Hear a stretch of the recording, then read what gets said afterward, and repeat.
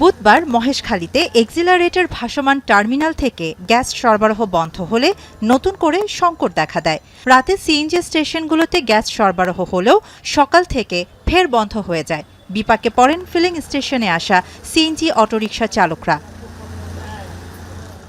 চট্টগ্রামে বেশিরভাগ স্টেশনের সামনে গাড়ির দীর্ঘ সারি। গ্যাস কখন আসবে জানে না কেউ।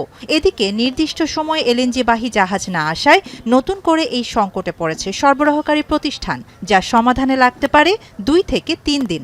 সকাল 8টা থেকে লাইনে সিরিয়াল দিছি। সিরিয়াল দেওয়ার পরে আস্তে আস্তে ধাপে ধাপে আসার পরে অল্প কটক আসার পরে গ্যাস পাম্প বন্ধ হয়ে গেছে।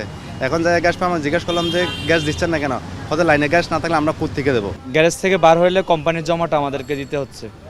এখন আমরা আইসা গ্যাসগুলো পাচ্ছি না। এখন আমাদের যে ইনকাম, আমরা কিভাবে নিজের খরচ চালাবো, কিভাবে বাল বাচ্চা চালাবো, আমাদের কিভাবে কোম্পানি ইনকাম দেবো আমাদের মাথায় খেলতেছে। বলে গ্যাস এগিয়ে লইয়ারে আবার ভাড়া মারতে গেলে যাত্রী মনে করেন যাত্রী ভাড়া ওটা এত ভাড়াটি আছে।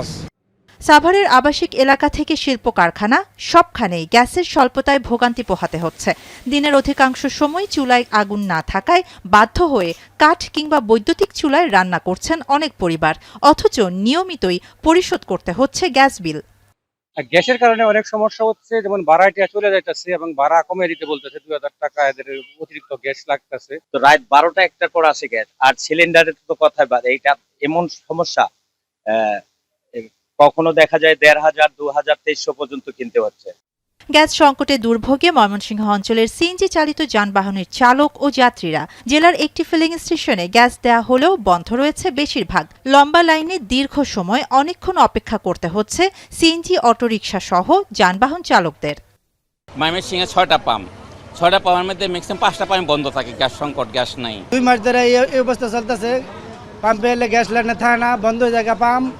মাঝে মাঝে গ্যাস দেয়, মাঝে মাঝে বন্ধ থাকে। সমগঞ্জ সারা রাত খাটাই আইছি, গ্যাস দেয় না।